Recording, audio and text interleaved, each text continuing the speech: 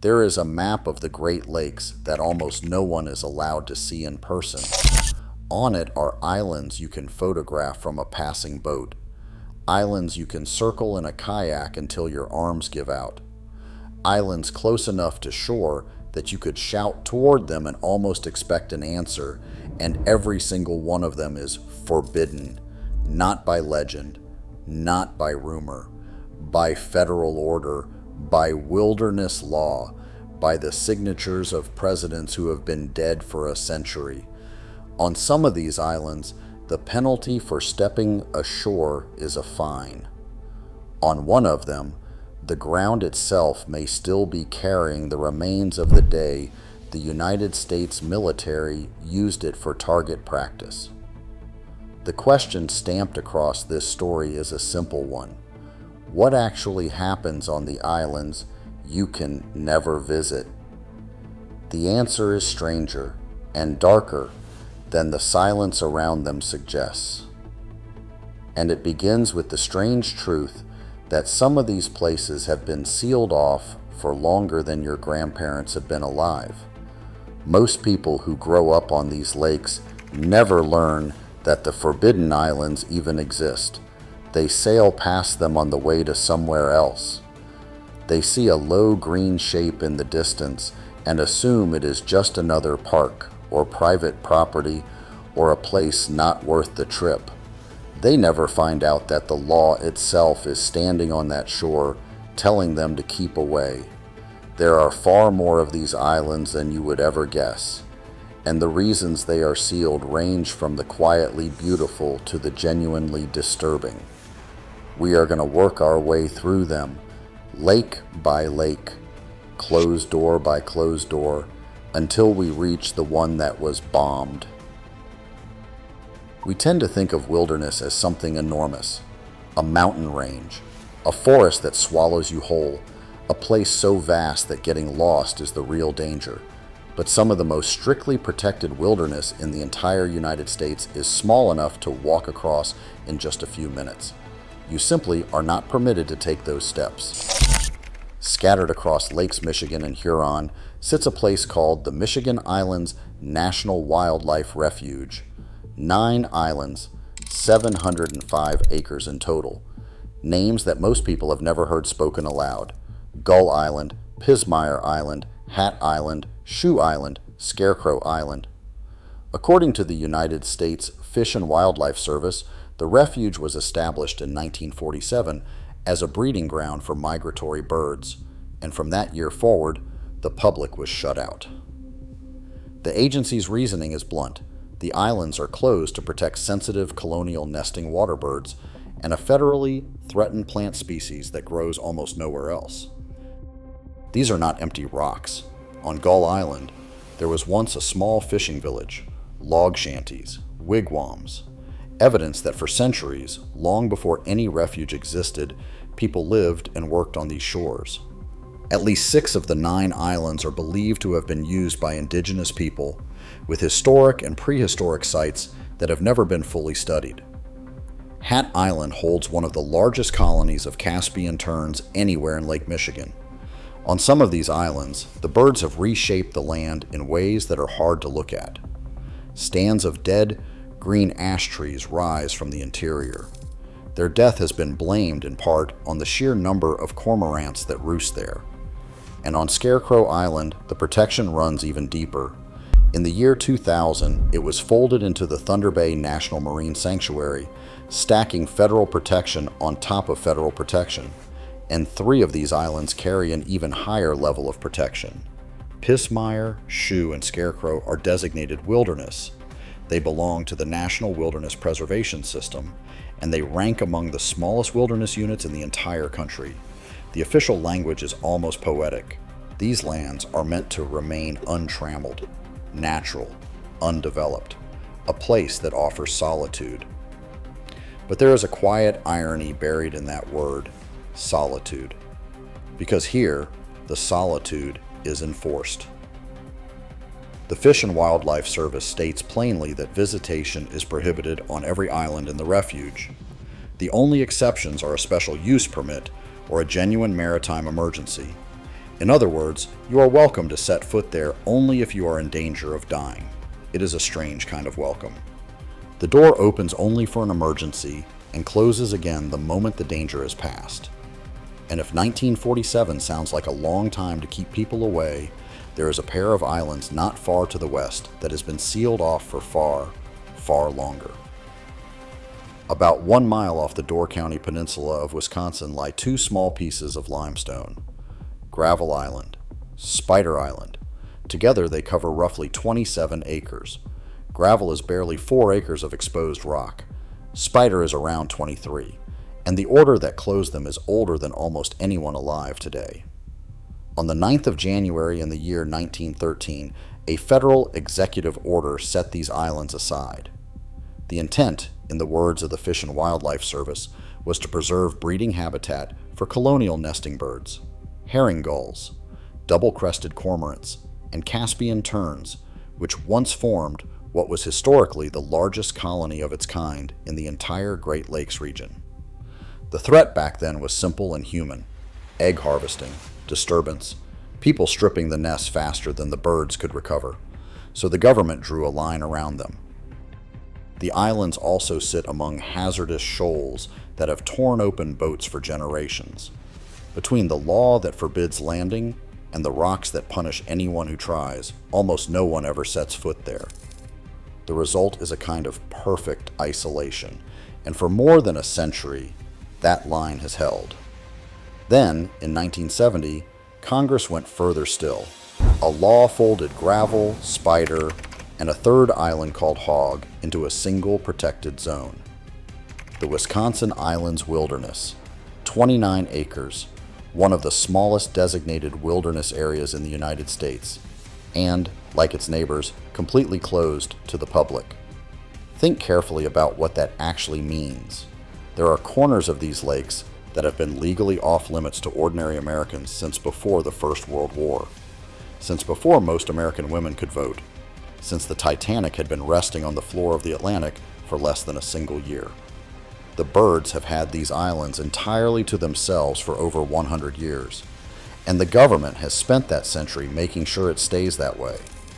But protection and abandonment can look almost identical from a distance. And on the next island, the line between the two has all but disappeared. Not far from those wilderness rocks, another cluster of islands tells the same story in miniature. The Green Bay National Wildlife Refuge is spread across the water between Wisconsin and Michigan. A handful of its islands, like Plum and Detroit, crack open to the public for a few months each summer from sunrise to sunset.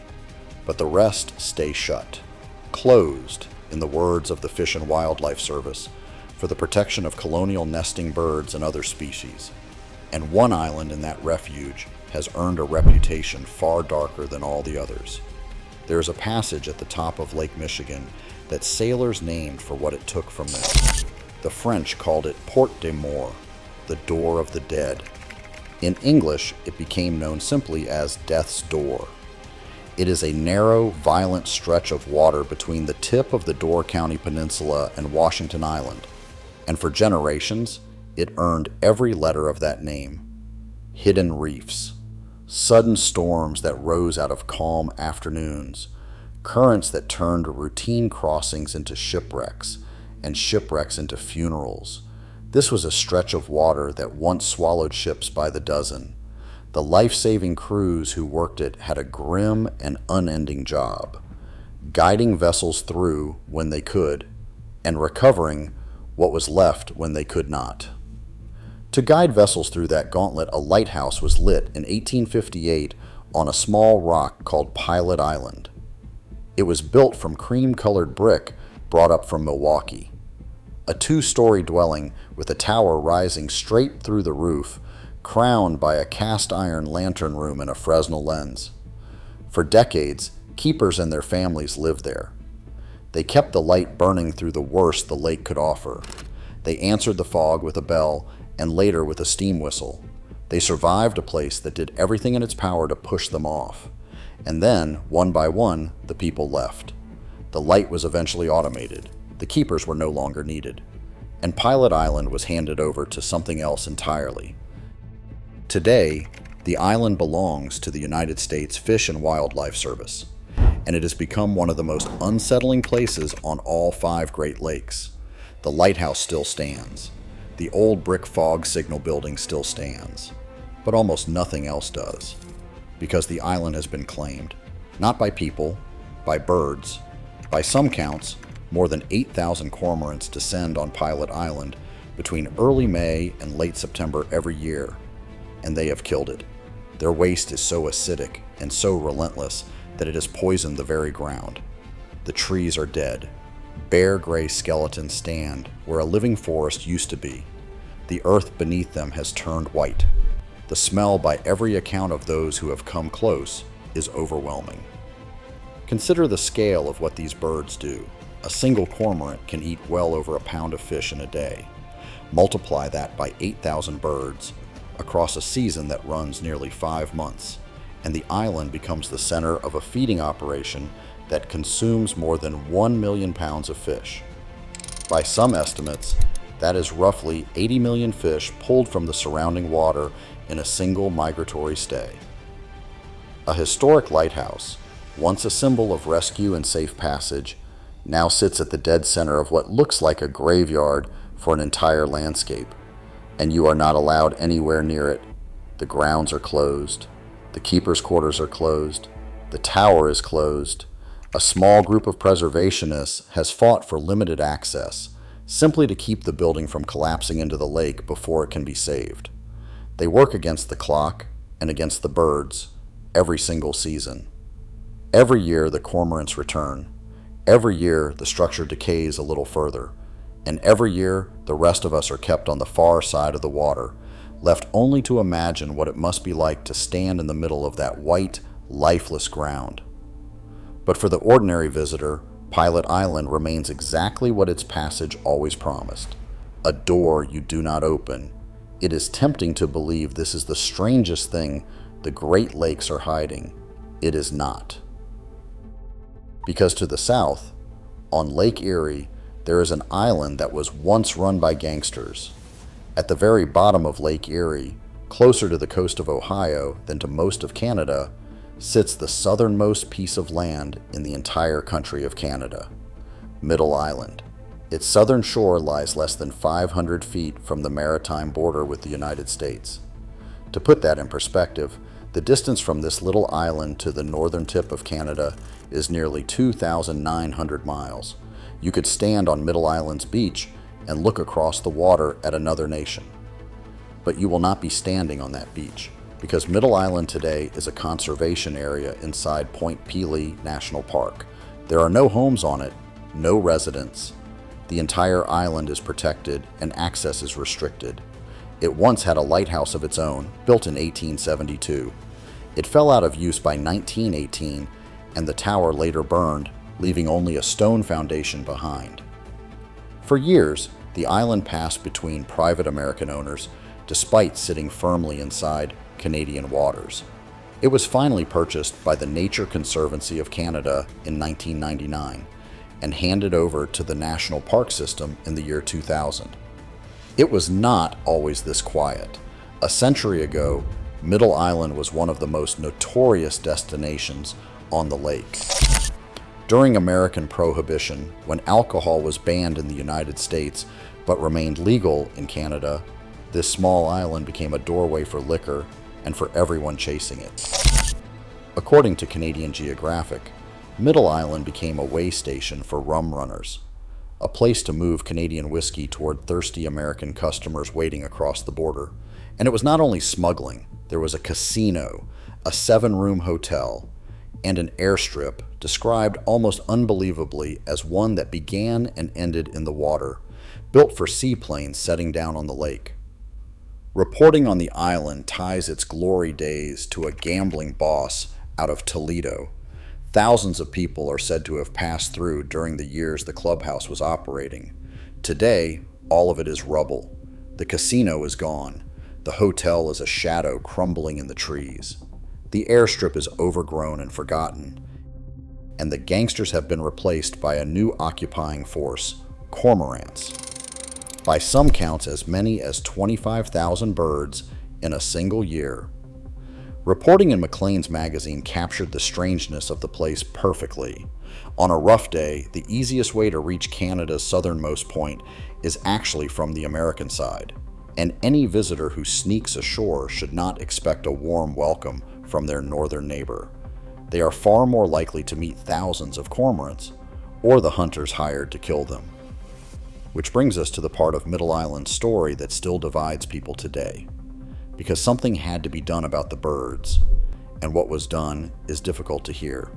The double-crested cormorant is native to the Great Lakes, but it only began nesting on Middle Island in the late 1980s, and once it arrived in overwhelming numbers. The birds nest in the trees, they break the branches, they strip away the leaves, and their waste is so acidic that it kills the very trees they sit in. Middle Island is home to a rare and fragile kind of forest, a Carolinian forest, the type found almost nowhere else in Canada, and it was dying. Parks Canada reported that the dense forest cover on the island fell from around 93% in 1995 to roughly 52% by the year 2006. In just over a decade, the forest was being eaten alive. So in May of the year 2008, Parks Canada made a decision. They sent in sharpshooters. Trained hunters were brought to Canada's southernmost point to cull the cormorants, to shoot them by the thousands in order to save the trees. In one early effort, according to park planning documents, close to 2,000 adult birds were killed across just 2 days of shooting. The culls would continue year after year for the better part of a decade, and not everyone agreed that it was right. Conservation critics argued that the changing forest was simply nature taking its course, that colonial birds reshape every landscape they touch, and always have, that killing one native species to preserve one particular version of another is not conservation at all, but gardening with a rifle. To them, the sound of gunfire on a national park island year after year was its own kind of wound. The image is a hard one to shake. A protected sanctuary at the very southern edge of an entire country, where the official policy became to kill the wildlife in order to save the wilderness. Parks Canada argued the opposite, that without intervention, the rare forest and the 9 other species at risk that depend on it would be lost completely. There is no comfortable answer here. There is only a small, forbidden island where a government decided which lives to protect and which lives to end. And if that sounds like the harshest thing a government has ever done to a Great Lakes island, then brace yourself, because there is one island left, the one the thumbnail has been pointing at all along, and on this island, the government did not send sharpshooters, it sent bombers. In the western basin of Lake Erie, about 8 to 9 miles off the Ohio shore, there is an island that almost no living person has been permitted to walk across. West Sister Island. It is small, 82 acres, mostly covered in trees. From a distance, it looks like nothing at all, a faint green smudge on the horizon. But West Sister Island holds a place in American history that almost none of the tourists crowding Ohio's beaches will ever realize is out there. These are the very waters where, in 1813, Commodore Oliver Perry defeated a British fleet at the Battle of Lake Erie, the battle that gave America one of its most famous lines: "We have met the enemy, and they are ours." And on the island itself, in 1848, the government raised a lighthouse, a limestone and brick tower rising about 55 feet into the air. It is one of the oldest lighthouses still standing and still active anywhere on the Great Lakes. For nearly 90 years, keepers tended that light. Then, in the 1930s, 2 things happened that would define the island forever. The lighthouse was automated, the keepers left, and around that same time, the federal government declared the island a wildlife sanctuary, a refuge for birds, a protected place, set aside for the herons and egrets that nested there. By several accounts, it was President Franklin Roosevelt himself who set the island aside as a sanctuary for its birds. And then the government bombed it. This is the part of the story that sounds like it simply cannot be true. During the Second World War, the United States military used West Sister Island for target practice, not a distant range somewhere out on the water, the island itself. According to historical accounts, dive bombers ran practice attacks against it. The island was treated as a live target. The lighthouse somehow survived, but the keeper's house, the home where families had lived for decades, was completely destroyed. A sanctuary for birds on paper, a bombing target in practice. Try to hold both of those ideas in your head at the same time. On the official record, this was a place set aside to keep birds safe from human harm. In reality, for a period during the war, it was a place where pilots practiced dropping their loads and turning their guns on the land below. And here is the detail that lingers long after the war ended. Researchers and visitors who have managed to set foot on West Sister Island in the years since describe remnants of that era still scattered across the ground. There is spent and practice ordnance. Fuel tanks reportedly jettisoned by dive bombers still lie where they fell decades ago. The island absorbed the war, and by these accounts, it never fully gave it back. There is one more layer beneath all of this. Before the bombs, during Prohibition, West Sister Island had served a quieter and more criminal purpose.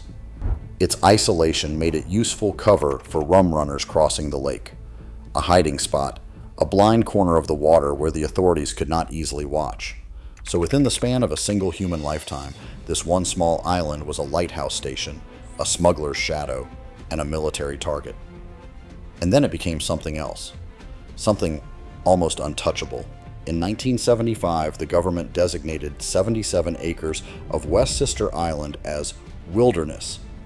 It is the only designated wilderness area in the entire state of Ohio.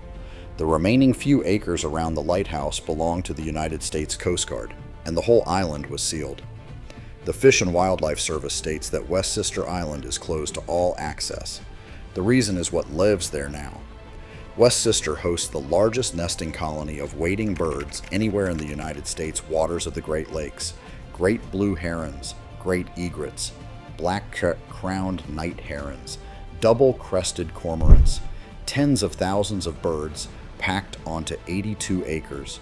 Those who have been there describe a sound unlike anything else. Thousands of birds rising into the air at once, calls that have been compared to something out of a prehistoric world. The island has been described, only half-jokingly, as a kind of Eden. But it is an Eden that wants nothing to do with people. The ground is thick with poison ivy. Tall hackberry trees hold the weight of the nests. And anyone who lands without permission risks a fine, on top of everything else the island throws at them. For most of the year, no human being is permitted to disturb any of it. By some accounts, access is granted only to a small number of permitted researchers, and only briefly, perhaps a single short window each year. Picture that for a moment, an island bombed by its own government. Still, by some reports, it holds pieces of that war in its soil. Now it is so fiercely protected that the very people who own it may set foot on it only once a year. That is what happens on the island in the thumbnail. Nothing. Nothing is allowed to happen there at all. And that, in the end, is the secret these forbidden islands all share. We like to assume that every place on Earth can eventually be reached, that with enough money, enough planning, and enough determination, any patch of ground can be stood upon. The Great Lakes quietly prove that assumption wrong. Within sight of some of the most crowded beaches in the Midwest, there are islands locked away by orders signed more than a century ago. Islands where lighthouses rot beneath a blanket of birds. Islands where the ruins of gangsters crumble into rare and dying forest. Islands still carrying the scars of a war that used them for practice. They are not hidden because they are dangerous to us. They are hidden because we prove to be dangerous to them. It is a quiet reversal of the usual story. For once, it is not the wild place that is dangerous to us. It is us, dangerous to the wild place. And so the line stays drawn. You can sail past these islands. You can photograph them. You can wonder about everything that happened on them. but you cannot land. The Great Lakes are keeping a handful of their oldest and strangest secrets in plain sight, just offshore, just out of reach, and for now, forever forbidden. The lakes seem perfectly content to keep it that way. Mile after mile of open water, and every so often, a low green shape on the horizon that you will never be allowed to touch.